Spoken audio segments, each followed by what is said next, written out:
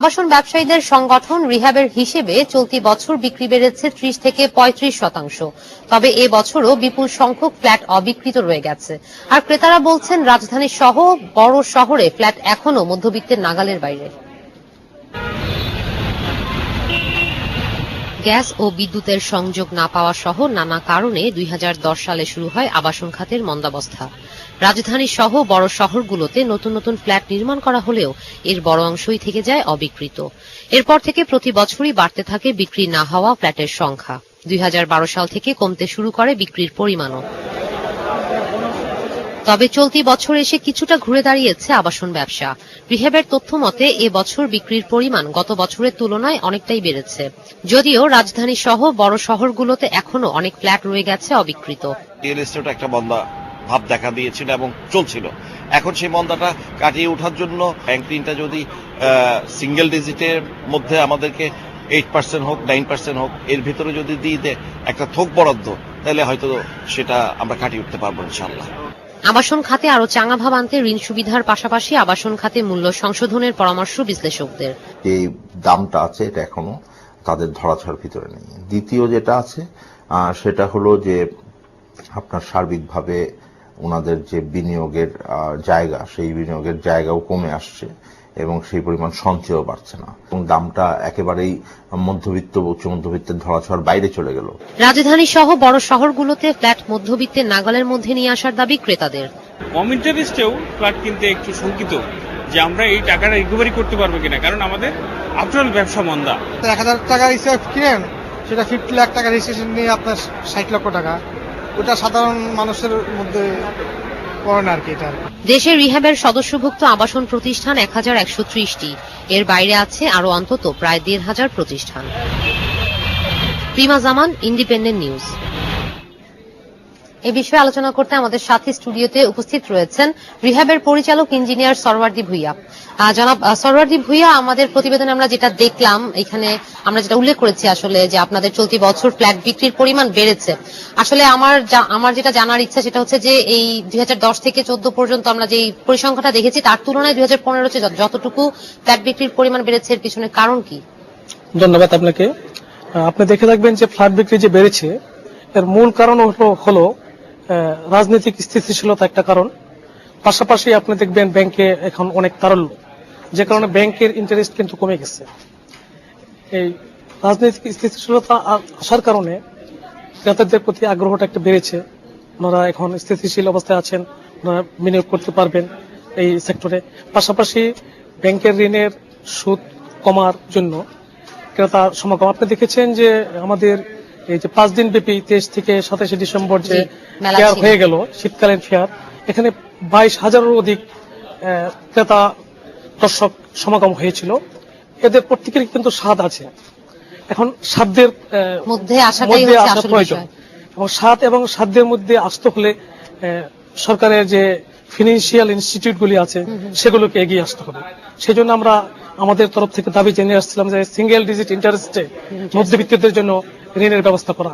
যদি সেটা সরকার করে তাহলে এই যে 22,000 দর্শক ক্রেতা যারা এসেছিল তারা সহজে ফ্ল্যাট কিনতে পারবে। এবং আপনাদেরও যেটা রয়েছে অবিকৃত ফ্ল্যাটের সংখ্যা অনেকটাই রয়ে গেছে, সেই জায়গা থেকে আপনাদের আরো অবশ্যই আমাদেরও অবিকৃত যে ফ্ল্যাটগুলি আছে এখন সেগুলি বিক্রি হয়ে যাবে। আমার মনে হচ্ছে যে পরিমাণ ক্রেতা আছে সেই পরিমাণ কিন্তু ফ্ল্যাট আমাদের অবিকৃত নাই, ফ্ল্যাটের পরিমাণ কম, কিন্তু ক্রেতারা কিনতে পারছে না। কারণ হলো তাদের যে মাসিক যে ব্যাংক থেকে ঋণ নিলে যে মাসিক কিস্তিটা আসে, তাদের দৈনন্দিন ব্যয় নির্বাহ করে মাসিক ব্যয়টার পরে যে হাতে যে টাকা থাকে সে টাকা কিস্তির টাকা পরিশোধ করার মতো না।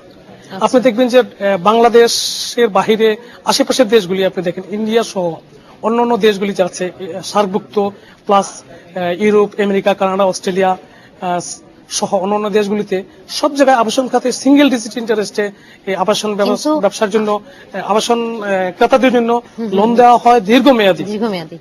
কিন্তু আপনি যেটা বলছেন তার সাথে আমি একমত, অবশ্যই সিঙ্গেল ডিজিটে আসলে সেক্ষেত্রে ক্রেতাদের অনেক সুবিধা হবে, কিন্তু মূল বিষয়টি হচ্ছে ক্রেতারা যেটা বলছেন যে দাম নাগালের বাহিরে, এক্ষেত্রে আপনার মন্তব্য কি হবে? তাহলে কি ফ্ল্যাট তারা কিনতে চাইলেও এখানে অতিরিক্ত দাম হওয়ার ফলে সেই পরিমাণ ব্যাংক থেকে লোন নেওয়ার প্রয়োজন পড়ে, এবং যার ফলশ্রুতিতে আমরা দেখছি যে তাহলে ইন্টারেস্ট রেটটাও সেই জায়গা থেকে বেশি দিতে হচ্ছে। তাহলে কি প্রথমেই আপনার নজরে আনা উচিত নয় যে আসলে ফ্ল্যাটের দাম যেটা বলা হচ্ছে নাগালের বাইরে, আসলে সেই জায়গা থেকে কাজ দামটা করা? একটু বেশি হওয়ার কারণটা আমি বলবো, আমরা আপনাদের মেলা থেকেও এই অভিযোগ হ্যাঁ, পেয়েছি। দামের বিষয়টা হলো, আপনি দেখেছেন যে বিগত 3 বছর আমাদের বিক্রি বন্ধ ছিল, যে কারণে কিন্তু আমাদের ওভারহেড, যেটা আমাদের অফিস, আমাদের স্টাফ, এদের বেতন এবং অফিস খরচ, ওভারহেডটা কিন্তু অ্যাড হচ্ছিল, যোগ হচ্ছিল, যে কারণে আমাদের ফ্ল্যাটের মূল্য কিন্তু আমরা কমাতে পারছি না, ওভারহেড যোগ হওয়ার কারণে। এখন যেটা আছে সেটাই স্থিতিশীল, আমি বলবো এর থেকে কমবে না, বরঞ্চ এখন আরো বেড়ে যেতে পারে ক্রেতা চাহিদা বেড়ে যাওয়ার কারণে।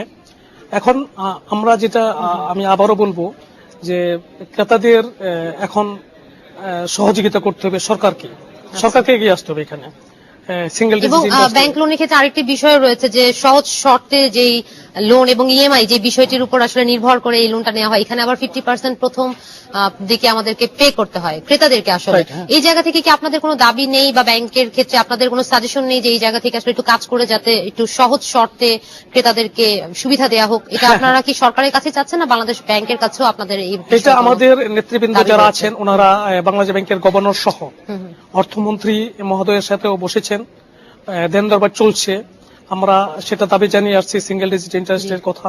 পাশাপাশি এটা লোনটা যেন মেয়াদটা দীর্ঘমেয়াদী। আপনি দেখবেন যে আমাদের দেশে যে লোনটা দেওয়া হয় এটা 15 থেকে 20 বছরের জন্য, এটা 50 বছর ব্যাপী দেওয়া যেতে পারে। সেক্ষেত্রে ক্রেতাদের এই যে মাসিক কিস্তিটা, এটা পরিমাণটা কমে আসবে, তাদের গায়ে লাগবে না। এবং আরেকটা কথা আপনি যে বললেন যে ওই আমাদের যে দাবিটা যে ক্রেতাদের যে প্রথম যে বুকিংটা 20% যদি তারা দেয়, আর বাকি 70% 80% যদি ব্যাংকগুলি দেয়, তাহলে সেক্ষেত্রে ক্রেতাদের জন্য আরো সহজ হবে। আপনি দেখেন ভিশন 2021 আমাদের মাননীয় প্রধানমন্ত্রীর যে একটা ভিশন 2021 সালের মধ্যে বাংলাদেশ মধ্যম আয়ের দেশে পরিণত হবে। এখানে আবাসন সেক্টরে আমরা যারা মৌলিক চাহিদার 3টির 5টির একটি, তৃতীয় নম্বর যে অন্ন বস্ত্র বাসস্থান, এই 3 নম্বর যে চাহিদা, এইটাকে আমি ফুলফিল না করে আমি মধ্যম আয়ের দেশে চলে যাব, এটা ভাবতে কেমন লাগে, একটু বেখাপ্পা লাগে। এজন্য আমি আবারও দাবি জানাবো আপনার এই ইন্ডিপেন্ডেন্ট টিভির মাধ্যমে মাননীয় প্রধানমন্ত্রীর কাছে, যে মাননীয় প্রধানমন্ত্রী, আপনি এই যারা বাংলাদেশে, বিশেষ করে আমি ঢাকা শহরের কথা বলবো, এখানে 70% মতো যারা আছে তাদের কোনো নিজস্ব আবাসন নাই, ভাড়াটিয়া তারা, আর বাকি 20 থেকে 30% লোক হলো বাড়িওয়ালা। এই ভাড়াটিয়া যারা আছে তাদের যে মাসে যে তাদের বেতন বা তাদের ইনকাম, সেটার মেজর পোর্শন চলে যায় বাড়ি ভাড়া দিয়ে।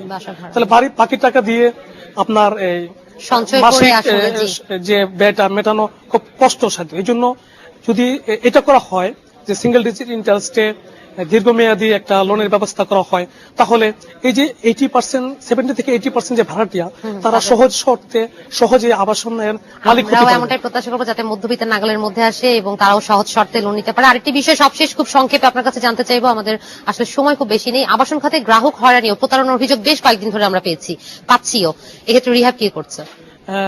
এটা এই প্রশ্নের জন্য আপনাকে স্পেশাল আমি ধন্যবাদ জানাবো যে এটা আমি শুনে আসছি। বিষয়টা হলো ক্রেতা হয়রানিটা এখন আমাদের রিহাবের যারা মেম্বার আছে 1300+, এই রিহাবের মেম্বারদের মধ্যে আমার অনেক ফ্ল্যাট হস্তান্তর করে থাকি, 2-একটা কমপ্লেন থাকতেই পারে। সেক্ষেত্রে আমাদের বক্তব্য হলো এই যারা ক্রেতাদের যে দাবি বা ক্রেতাদের কোনো কমপ্লেন থাকতে পারে, পাশাপাশি ল্যান্ড ওনারদের কমপ্লেন আছে, একই সঙ্গে ডেভেলপারদেরও কিছু কমপ্লেন থাকে। ল্যান্ড ওনাররা ঠিক সময় ল্যান্ড আমাদেরকে বুঝিয়ে দিচ্ছে না বা ক্রেতারা কিস্তি দিচ্ছে না। আমি এই ব্যাপারে বলতে চাই যে আমাদের রিহাবে mediation and customer service standing committee নামে এক কমিটি আছে, যে কমিটি প্রতি শনিবার এই বিষয়গুলি নিয়ে বসে থাকেন এবং এই প্রবলেমগুলি শুনে থাকেন এবং একটা সমাধান দিয়ে যথাসাধ্য থাকে। সম্ভব এই বিষয়ে তারা দ্রুত পদক্ষেপ একটা নেওয়ার দ্রুত চেষ্টা পদক্ষেপ করেন। নিয়ে আমি তার আশা সমস্যার করবো সমাধান আমাদের দিয়ে এই সংবাদের মাধ্যমে এই বিষয়টি সকলে জানবেন এবং অবগত হবেন। আপনাকে অসংখ্য ধন্যবাদ আমাদের অনুষ্ঠানের সময় দেওয়ার জন্য। ধন্যবাদ আপনাকে।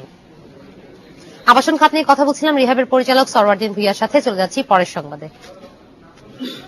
থাইল্যান্ডের সঙ্গে পর্যটন খাতে সহযোগিতা বাড়ানোর বিষয়ে সমঝোতা স্মারক স্বাক্ষরের প্রস্তাব